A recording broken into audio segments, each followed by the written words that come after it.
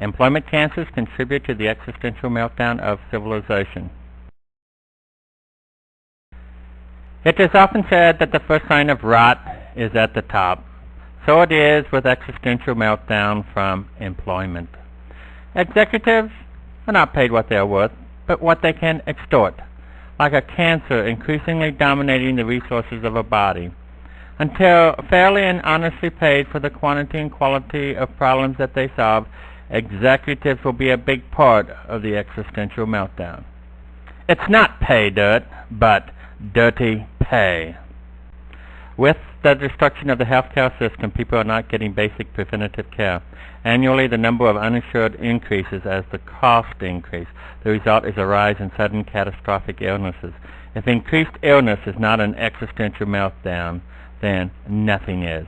As is shown increasingly around the world, the rise in health problems has drastically lowered the life expectancy by years.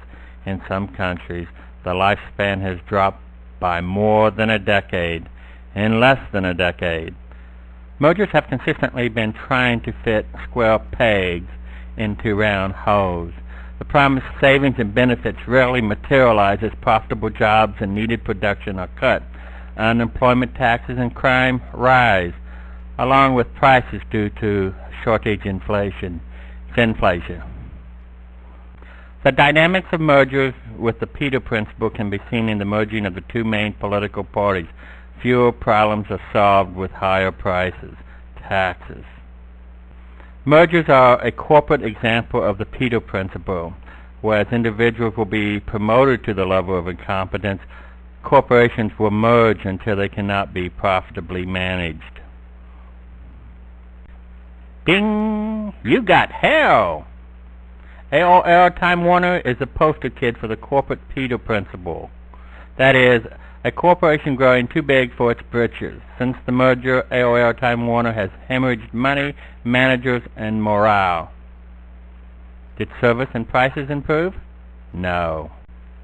An irony of Time Warner was how all those Time Warner executives thought they would be able to sell more information online when the flagship periodical is getting skinnier and skinnier because people are less and less literate. Time magazine. Greed is blinding emotion.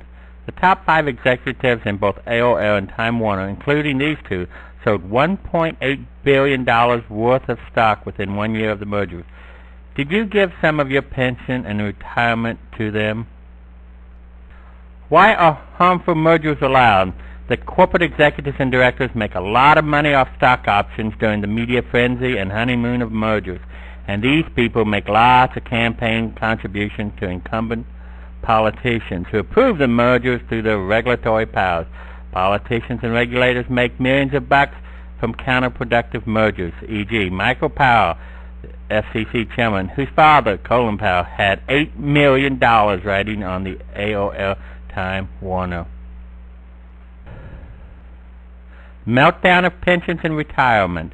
Fewer and fewer people believe that Social Security will solve the problem of retirement. Privatizing retirement in the stock market has been a transfer of pension funds to a few from the many. Consequently, people are engaged in a rule of the jungle competition to get as much as they can as quickly as they can. The failure of the habitual politicians to provide a viable retirement system has caused individuals to be half parents at best and thieves at worst. It's a real existential meltdown. Bill Gates' billions of dollars came out of other people's retirement through the stock and tax system and a monopoly with an 86% profit margin. You buy a chair, you pay taxes. Bill Gates buys a company with thousands of chairs and bodies. He pays no taxes. Corporate welfare has helped kill retirement security. Tenured economists destroyed the pension systems, promising something for nothing through KIOs, IRAs, and 401ks. Now, grandparents are looking for jobs. Baby boomers know that the Social Security is a promise not worth a political promise. Kids know in their guts that granny, daddy, and mommy will take care of them. Will our destroyed pensions increase the quality of life and take care of us? How could the average worker believe that paper playing was going to make them all rich?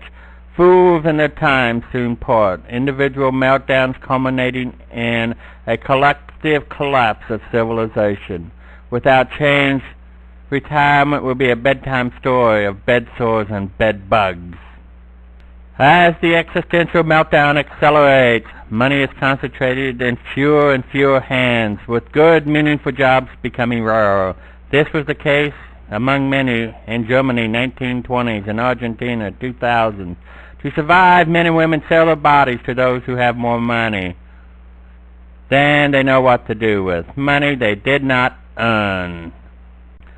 The work week keeps getting longer rather than shorter, if you can find work. At the turn of the century, the average work week was over 60 hours.